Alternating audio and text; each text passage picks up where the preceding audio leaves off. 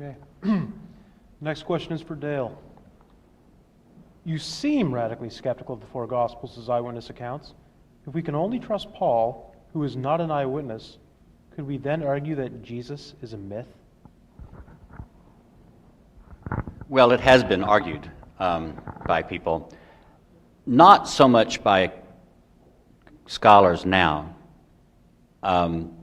Certainly in the 19th century, the German scholar Bruno Bauer took the scholarship of D.F. Strauss. D.F. Strauss believed that there had been a historical Jesus, but almost all the ideas about Christ were later myths that developed by the early church to reflect their consciousness of how they experienced Jesus.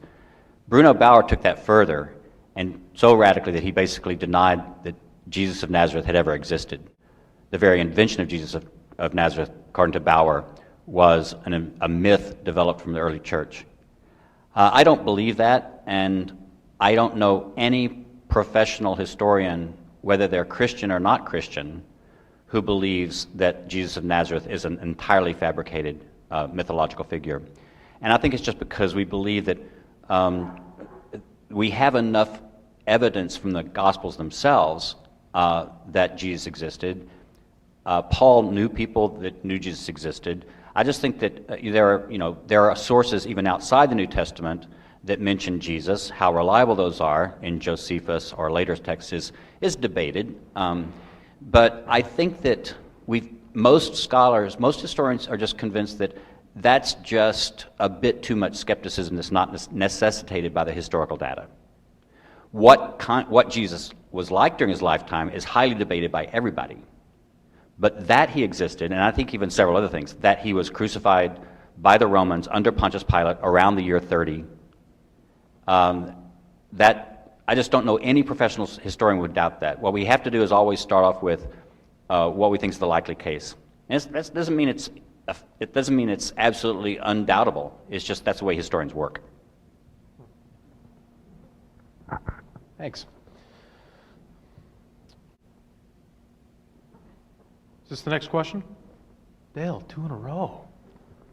If not historically, on what basis do you as a Christian, not as a historian, believe that Jesus is divine? Okay. I start off with the fact that I'm a Christian. I don't try to apologize for my faith. I don't try to defend it. I start out from the fact that I believe. I grew up believing. I find that it's meaningful for my life.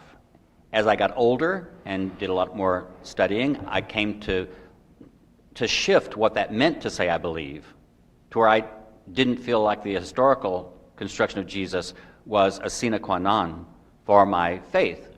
But if someone says, why do you believe? So the reason I believe Jesus is divine is because that's what Orthodox Christianity teaches me. That's what my church teaches me, and I'm a member of my church, which is an Orthodox Christian church. And so I take it on faith. When someone says, but what's the reason for your faith?